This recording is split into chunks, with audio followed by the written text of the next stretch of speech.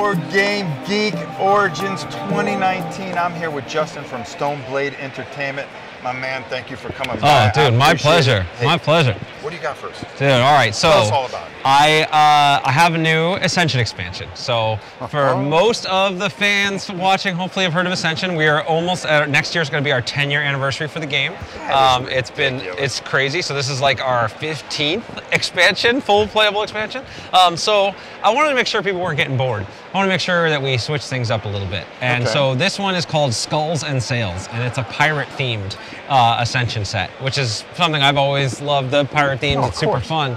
But what's really I love is that mechanically, I've shifted things up more than has ever been done before. So what that means is Ascension was the first deck building game to ever use a kind of changing center row, where the cards, as they get purchased or they get moved, a new card comes up to replace it, right? That was kind of our innovation.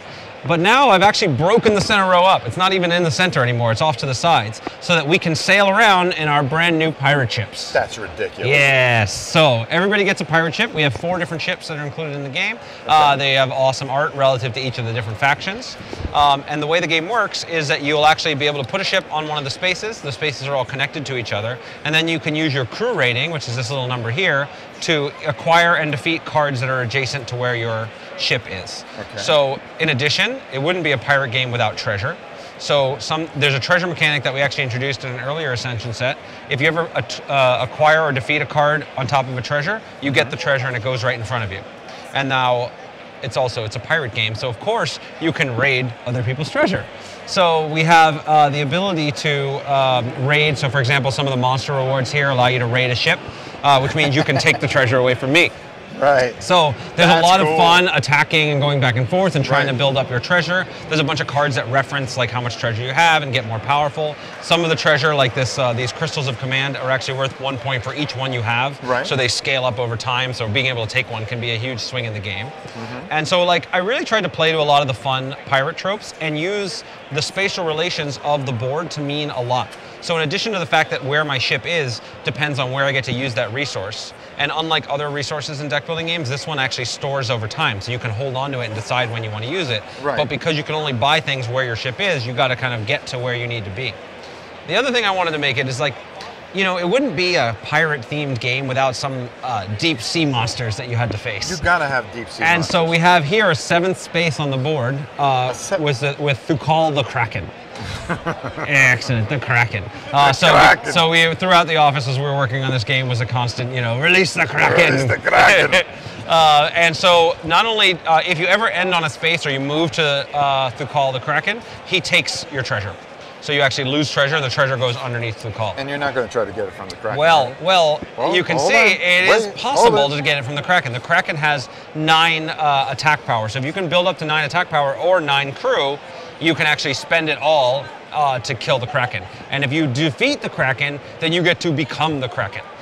And then you start running after other people and raiding them and staking all their treasures. And there's these cool fate triggers, which is again a mechanic we introduced in an earlier set, where whenever a card with fate shows up, the ability triggers right away. And so these ones actually move everybody towards the Kraken. So there's constantly things that are happening that are pushing people towards the Kraken and making it scarier. So having your ship in these spaces is pretty dangerous. And then when a player becomes a Kraken, these cards come up, it moves the other ships towards you.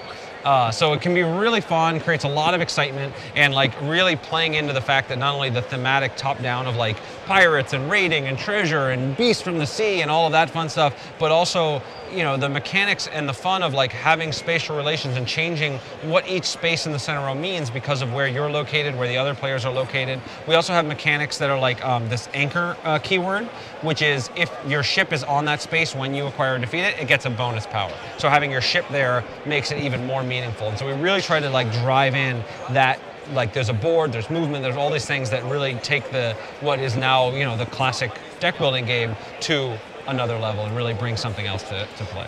So it's very exciting. It's actually been super cool. The response has been great here. And it's actually just released last week, so people can actually get it right now. Look at you. You are magnificent. That's all I'm going to say. You are magnificent. We Well, we can get this at Origins, and you get where else Origins can we or get your it? friendly local game Your store. friendly local- You can buy it on stoneblade.com.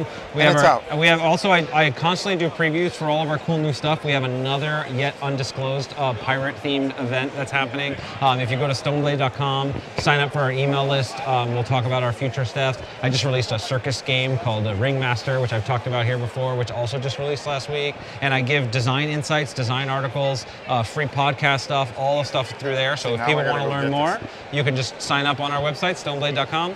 Come play some Ascension. Come hang out here at Origins with us. We'll be at Gen Con, and I'll have even more cool new stuff to talk about. He did it again. He did it again for you folks. He's always working, always bringing something to you.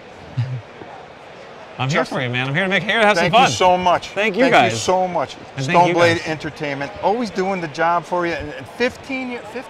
This is the 10-year anniversary 10 years of anniversary? Stoneblade is coming up for Ascension and Stoneblade. 10 years of Ascension, folks. What more could you ask? Stoneblade Entertainment. I'm Rob Orrin. Until next time, we'll see you soon, folks.